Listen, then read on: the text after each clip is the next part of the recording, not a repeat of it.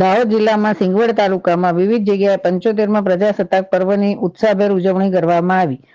મળતી માહિતી મુજબ સિંગવડ તાલુકામાં આજે વિવિધ જગ્યાએ 75માં પ્રજાસત્તાક પર્વની ઉત્સાહભેર ઉજવણી કરવામાં આવી. ત્યારે તાલુકા પંચાયત કચેરી ખાતે તાલુકા વિકાસ અધિકારી શ્રી મેહુલભાઈ ભગોરાની અધ્યક્ષ સ્થાને યોજાયો હતો.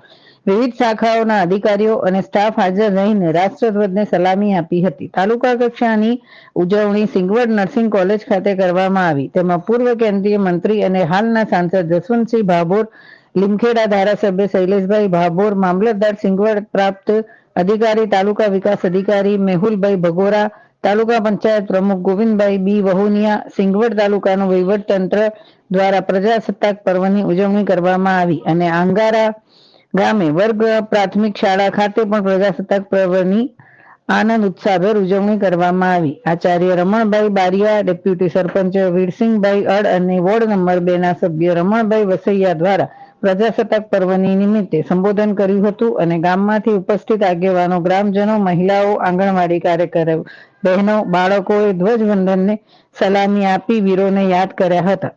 રિપોર્ટર નિલેશ વસૈયા, સિંગવડની સાથે કેમેરામેન કિરણ પટેલ. જોતા રહો i7 ન્યૂઝ ગુજરાતીના પળે પળના સમાચારો અને અમારી ચેનલને લાઈક કરો અને સબસ્ક્રાઇબ કરો.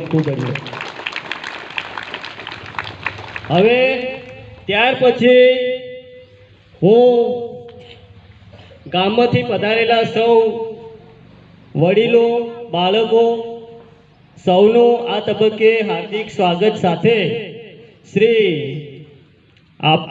રમણભાઈ વસૈયા સાહેબને વિનંતી કરું કે તેઓ આ પ્રસંગને અનુરૂપ આપણને માર્ગદર્શન આપે.